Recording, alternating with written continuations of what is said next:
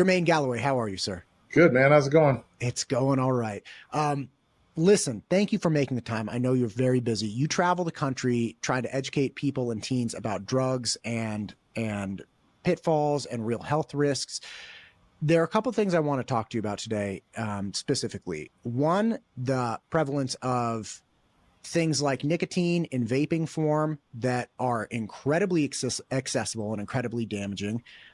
The prevalence of flavored drugs, be that through gummies with THC or flavored nicotine or even flavored caffeine vaping things, and where we got how we got to this point, right? Which Right. is all of a sudden we have to worry about first and second graders engaging with real drugs, and even if it's not THC and marijuana, nicotine at the levels that's available now is really, really dangerous. So Right. again, I know I just said like four or five different things, but again, if we could let's start with vaping, if you don't mind, because vaping kind of is an intersection of illicit substances like fentanyl, extremely high values of THC. It's a gateway mechanism to get kids into other things. Talk to me about vaping. When did this really pop into the scene and become something that you started educating people nationwide about? So I started educating people heavily on vaping. Man, if we're in 2024 now, it was pre-pandemic. So let's go 2015-ish, 16, somewhere in there. I was doing some trainings on vaping. Now it's a huge portion of what I train on, because vaping's turned into your gateway drug. You can make an argument that alcohol's up there too. But I like to tell people, even if alcohol, let's say you're in rural Idaho and alcohol's the gateway, alcohol isn't the daily, every weekend gateway for a third grader, right? You don't hear about third graders every Friday and Saturday drinking alcohol, but you are hearing about some of them vaping consistently or vaping at school. You're not hearing about third graders taking the vodka and the water bottles to school. So Yeah. even though, okay, you might have had your first drink before any other substance, but vaping is truly, in my opinion, the gateway. It's not alcohol or cannabis. Those are a close second and third, but vaping is. And it's because it's starting in second grade. We're flavoring vapes, which is the biggest mistake we could be making. You don't flavor drugs. Common sense. You don't flavor drugs. If you flavor drugs, kids are going to want them. Kids want flavored items, hence why on Halloween, kids are going to go out looking for candy. They want flavored items. So when you flavor those like strawberry, raspberry, cherry, lemon, lime, kids are after it. So we should have learned our lesson with this with alcohol when we saw the flavored beers and all that, the flavored 24-ounce beers and all those brands show up. We should have learned our lesson then, and we didn't. So now the vape industry is doing exactly the same thing, and our schools are inundated. I call it an epidemic in schools that we do not have a handle on, and we're nowhere close to getting a handle on it. So there is no, bright light right around the corner that people are going to go, okay, we're turning corner. No, it ain't there. At some point it's going to be, but it's not there yet. So there's a lot here. Vaping is a delivery mechanism that can be used for obviously illicit substances like fentanyl or THC or things of that nature. But even if you have a third grader who's vaping and it's just nicotine, that can be incredibly dangerous at the concentrations that are available now, right? Because it's not like, hey, you smoke. Yes. Like you can have a vape cartridge that's equivalent to multiple packs of cigarettes. Is that accurate? Yes. So our vaping, most of it is actually nicotine salts.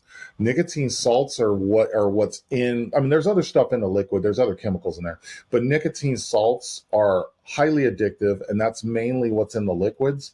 And that's really what you're vaping. If you turn around any vape box, if I bought a brand new vape right now and looked at the box, it would say nicotine salts or salt nicotine on it. Almost all the popular ones are. It's highly addictive. And then you flavor it also. So it makes it taste better, right? But a good prevention technique is something that tastes horrible. So if, let's say cannabis, right? Let's say cannabis tasted just horrible, like battery acid, right? You would see less kids using cannabis because they wouldn't want that flavor or that taste in their mouth. You would see actually less kids going to cannabis. It would be that simple. It wouldn't stop it, but you would see a reduction, not an increase. Where in turn, if you had cannabis, i.e. gummies, that are flavored like cherry, strawberry, lemonade, you see more kids use it. And what's happening? We're seeing more kids use it. So there are some simple things that we could do that we're not even doing. People ask me all the time, what's things we could be doing? Law, policy, this, that, lawmakers. I go, yeah, yes. we need to be doing all that. But the first simple thing we can do is, one, have age restrictions for some drugs, because some drugs we don't, some other ones we'll talk about we don't. And then also we could tax them differently, because price points matter with kids. You've never seen a child walk into a liquor store saying, "Give me your finest whiskey." You've never heard that come out of their mouth. So you could all of a sudden tax it higher, so you price them out of the market, and then you stop flavoring it. Those are the simplest things I see that you should be able to kind of get past an approval, that we're not even doing those. So we're not even doing the simple steps yet, and steps that were proven to work with other industries. When we did do those steps, we taxed cigarettes higher. What happened? You saw less kids smoking. We got rid of Joe Camel, the Marlboro Man. You saw a reduction there. We weren't allowing flavored beers in the early days and all this. You saw a reduction there. And we're going back on all this. It's just bad policy. So it starts as, it sounds like what you're saying is, hey, look, let's have legislation, but let's have really pointed legislation that just says, hey, you can't provide these types of products, right? Like, yeah, you got to use common sense. Line. Exactly. Gotcha. Now, you were talking about some drugs that aren't regulated. Are you talking specifically about things like caffeine? Because I don't think there's an age restriction on somebody buying, no-dos or something at the 7-Eleven. Right. No. Let me give you a couple others that probably you've never heard of, because 99% of my classes, new attendees, have never heard of these. I'll rattle off two of them. Well, and then we'll talk about a third one that maybe you have heard of. So the first one would be tianeptine. It's tianeptine. Tianeptine is a synthetic drug, so made by chemists. Works just like heroin, legal in approximately 37, 38 states, and federally legal. Works just like heroin. So, and doesn't come up in drug panels unless you test for it. It can be fatal, all of it. That's one, right? Another one would be Amanita muscaria. Amanita muscaria hit our streets about 1.5 years ago. It is a mushroom. It is a hallucinogenic mushroom that at higher doses works similar to psilocybin shrooms. Being sold in all 50 states, to the best of my knowledge, over the counter, in smoke shops and some gas stations. Tianeptine's in smoke shops and some gas stations. I even found it at a shopping mall on the East Coast. So those drugs. And then you have one in Idaho, it's super popular, called Kratom, Kratom. You might have heard of that one. Kratom is a plant, works very similar to heroin. It's legal in 44 states. Those are 3 drugs right there that are federal. All 3 are federally legal, non-regulated. Some of the states have started some bans on Kratom and Tianeptine, but my 9-year-old daughter in multiple states could purchase all 3 of those drugs. That's crazy to think that. Okay, I've never heard of these. Kratom does ring a bell, but I don't know who had mentioned it to me. So let's start with tianeptine. So it acts like a synthetic heroin. Is it a synthetic opioid, or does it just have the same effects? A lot of the same effects. It is a synthetic. It works just like an opioid. People use it for opioid withdrawals, opioid use disorder, self-medicating, getting around drug tests. You're on probation or parole, a lot of them go to that to get around drug tests, because tianeptine is a very specific drug test. So you cannot test for opioids and flag that. You cannot test for fentanyl and flag that. It is a very specific drug test to flag that. Here's the problem.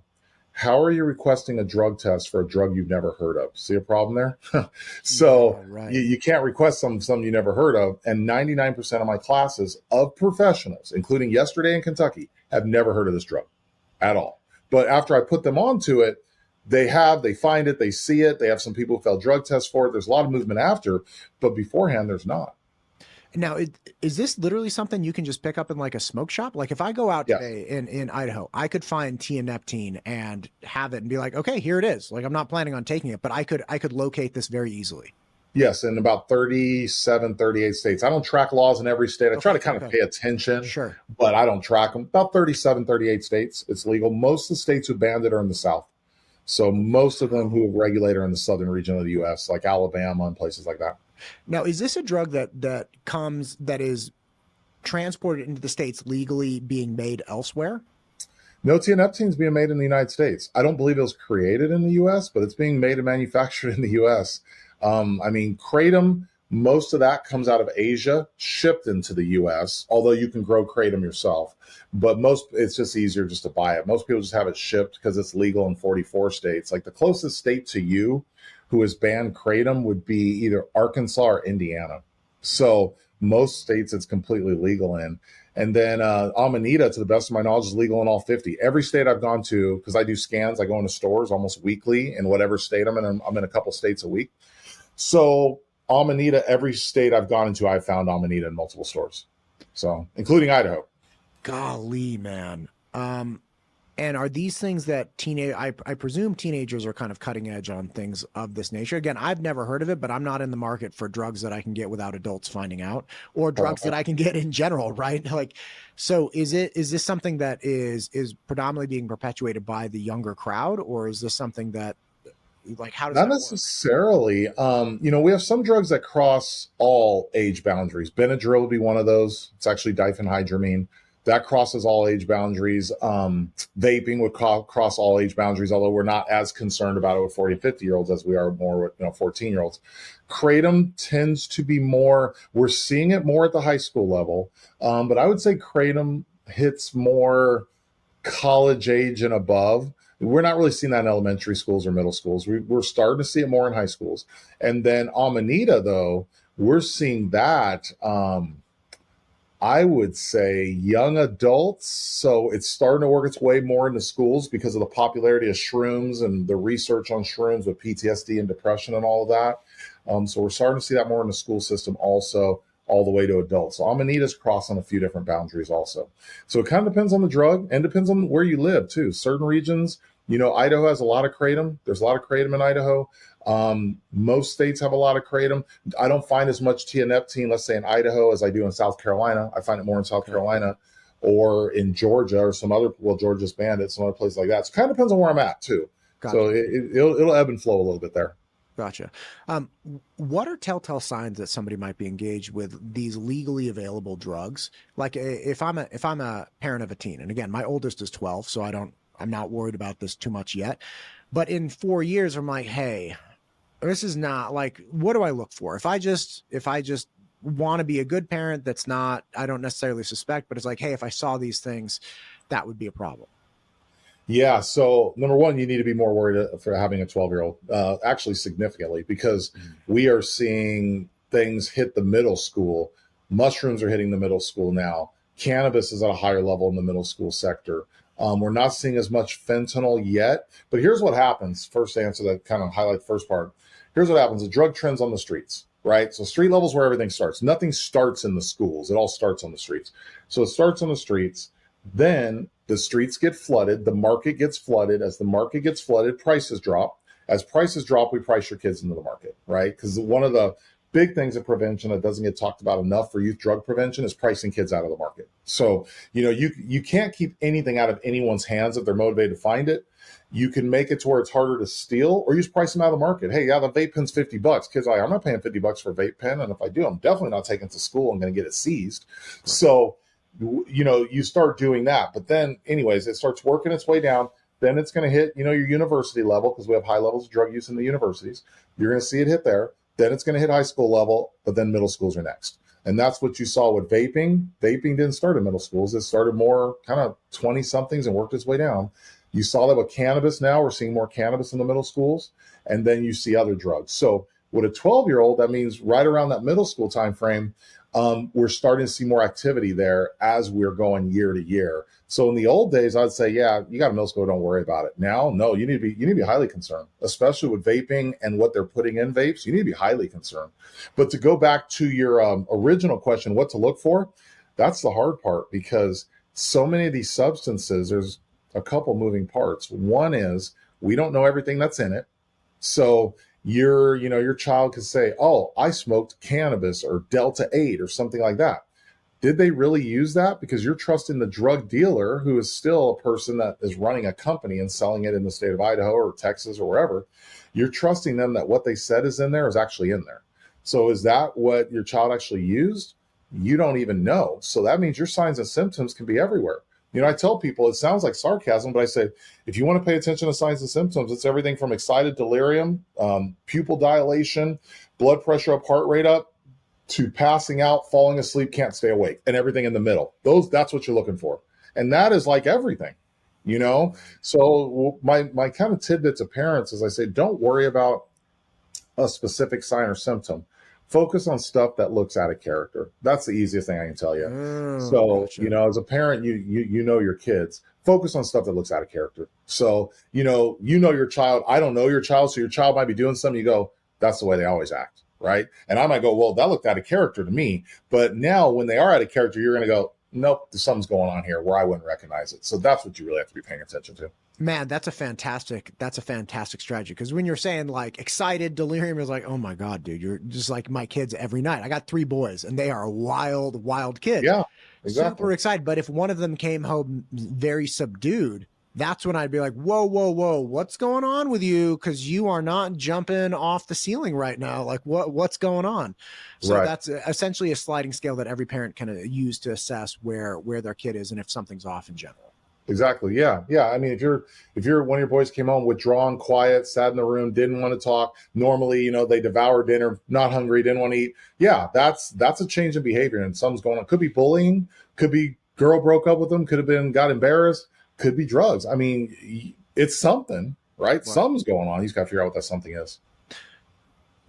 Outside of even, I mean, the idea that illegal drugs are bad is an idea that I don't think we have to convince many people on. But coming back to vaping and the different, it's called vaping, but in reality, it's not. You're not inhaling predominantly like water vapor, right? You're inhaling different substances. One of those things, likely, nicotine salts and whatnot. But I had an individual come up to me after I had a conversation with somebody out of Central District Health and said like, oh my gosh, I had no, whoa, you all right over there? Yeah. Okay, cool. I had an individual come up to me that said, hey, look, here's the deal. I heard that episode and I, in fact, stopped vaping that day because we were talking about Uvalde and the just very real possibility that you could do permanent damage to your lungs just off of nicotine vapes. Has that increased in prevalence? And again, just if you wouldn't mind, give kind of like a background on what that is. Yeah. So first, more research still needs to be done, and more research is being done.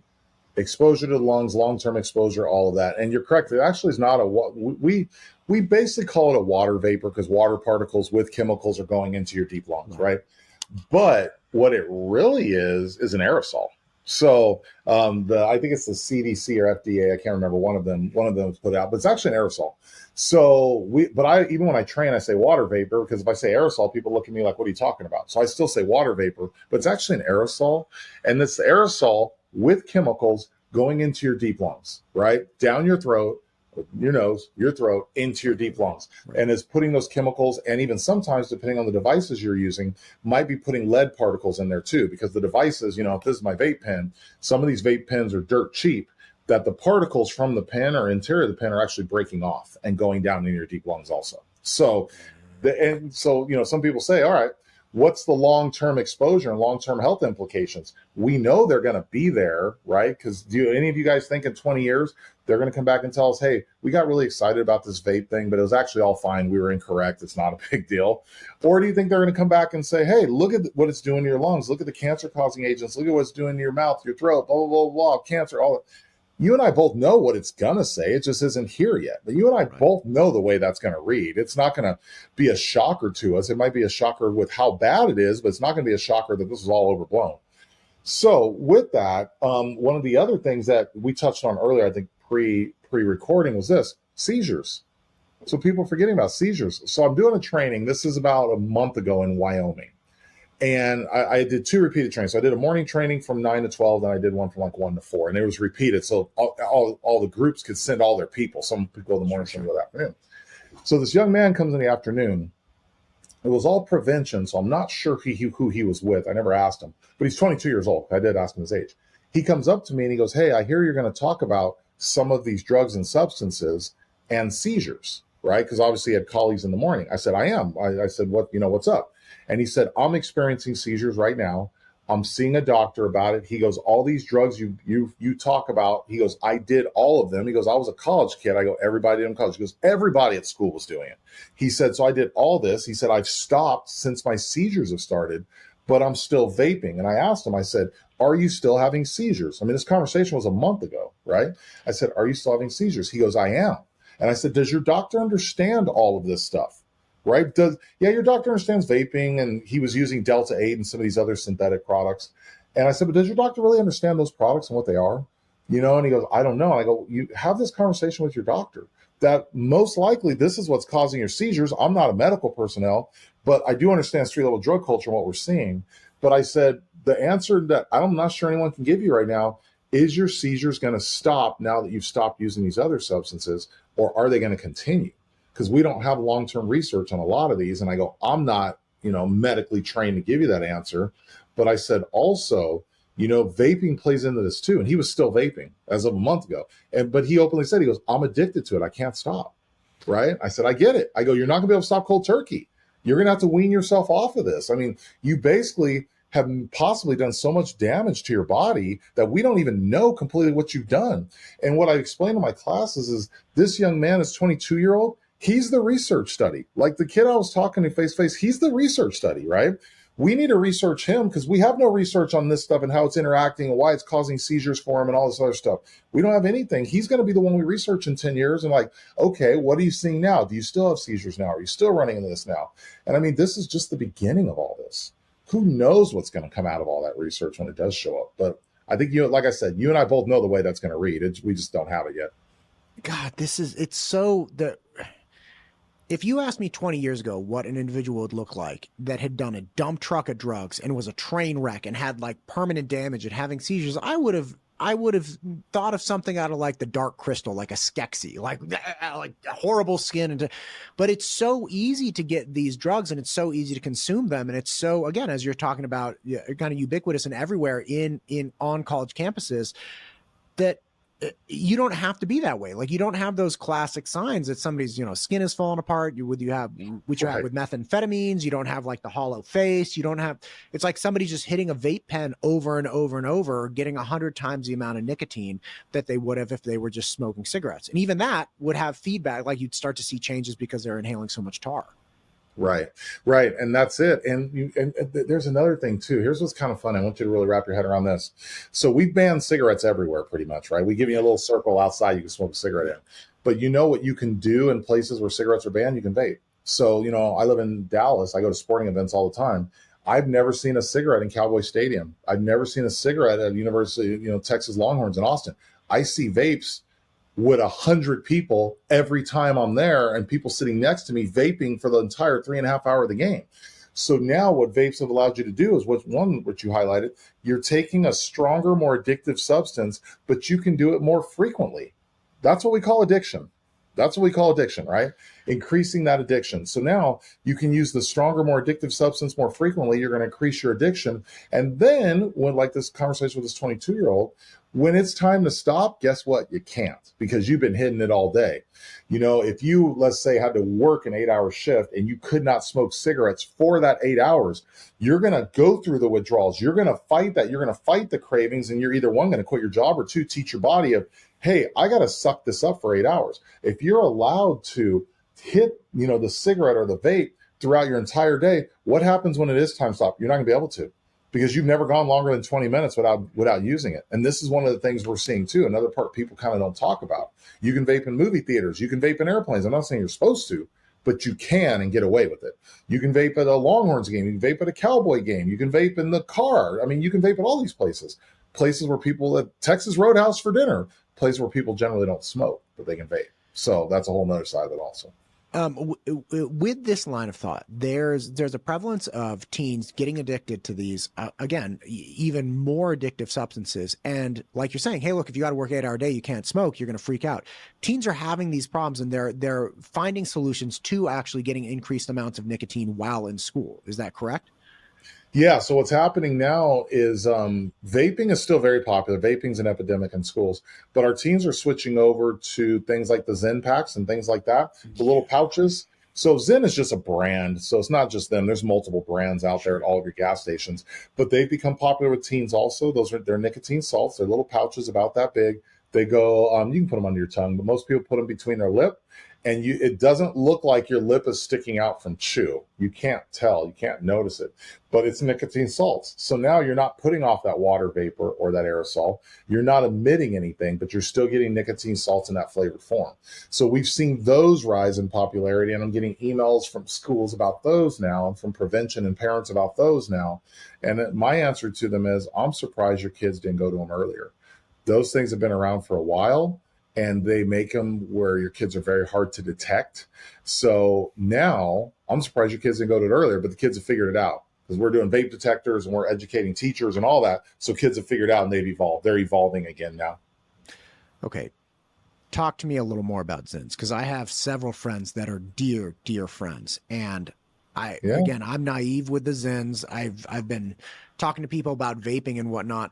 So the Zins are effectively doing the exact same thing with that the vapes were doing, that cigarettes are doing. They're just doing it now. You have no ability to know if somebody's ingesting nicotine at all, because there's no, aside from taking your hand up to your lip, there's no exhaling, there's no big large pen, there's nothing. Like, you don't need to charge anything. So somebody could just wait until the teacher turns around in class, put a Zyn pack in their lip, and they're getting nicotine in the exact same mechanism. Exactly. For the entire class period. So it's nicotine salts. I don't know if all the brands are. I suspect they are, because nicotine salts is what people want. I suspect most of the brands are, but the Zyn is nicotine salts. It is just a pouch. It's like putting a piece of paper in between your lip and your teeth. That's, it's a little thicker than that, but that's the easiest way to kind of wrap your head around it. Then the benefit to the user, they're not emitting anything. So you're not emitting the water vapor. There's no aerosol. There's no odor. There's no plumes of smoke. None of that's coming off. So there's nothing to notice. There's nothing to see. There's nothing to flag because you're not emitting anything. And the Zins, you just have to be 18 to buy them, right? Like, this is not a 21-year-old thing. I think. I'm not sure. I'm not positive. I don't deal with that side a lot, but I believe it's 18 and up. I know vapes are 21 and up. I believe it's only 18 and up. I mean, cigarettes are 18 and up, so I believe it's only 18. Right. With the prevalence of damage from nicotine-based vaping, do you see a similar type of risk with the Zins? Like, do people have Zyn packs in all day and that produces some kind of bad backlash, or multiple packs, or is it as dangerous, is what I'm getting at? Is it as dangerous as nicotine-based vaping? Well, that officially, to be fair, medically, I don't know. So, okay. Not necessarily my expertise. I don't know. But here comes your but.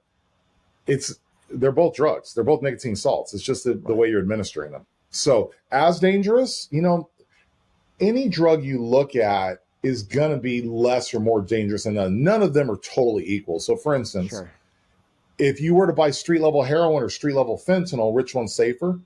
If that's our comparison, street level heroin is going to be safer. Street level heroin is not safe. It would kill most of the people who use it. But it's safer than street level fentanyl is going to be. So, I mean, you know what I'm saying? So so when you ask me, is it safe? I would say no, because I don't think any drug is safe, right? Any recreational drug you're using is not safe for the masses. So I'm not just picking on those guys. I'm just saying any of them are not safe, right? You don't need to use ibuprofen. Don't use ibuprofen. So none are totally safe. But is it safer than maybe vapes? You can maybe make an argument about the water vapor going on the lungs. So maybe those things, but now are we talking mouth cancer now? I mean, you know what I mean? So yeah, I tell people it was literally pick your poison. God, that's rough. Listen, I know you are super booked and, I really appreciate your time. I know we're coming to the end. Is there anything that you want, you feel like really needs to be said that we haven't covered? Yeah, I would just say keep your heads up. Everybody doesn't do drugs, even though it is pretty bad out there. Yes, it's going to get worse. Yes, but everybody doesn't do drugs. But you also have to be very active. The drug world's extremely active with marketing. The drug world's extremely active trying to get drugs into our kids' hands. The drug world's extremely active with getting laws changed that benefit the drug world, don't benefit public health, but it benefits them. We have to be very, very active in our prevention and education efforts too. We have to get our information out there. We can't just give up. It's okay to be frustrated, but we have to get it out there because our kids are depending on us. And if you're not fighting for your kids, who is? That's what it really comes down to. God bless that, man. Jermaine, thank you for taking the time today. Again, I know time's short. I just appreciate all this, especially with my kids getting to the age where I really have to start worrying about this. I try to be as educated as possible. We have problems with tech. I think cell phones and social media have really taken the main stage for a lot of people with what they're concerned about, but we still have the classic and ever evolving problems with drugs and substance abuse. So thank you for hitting us with a little wisdom today. I appreciate you. You're welcome, brother. Take care. You too.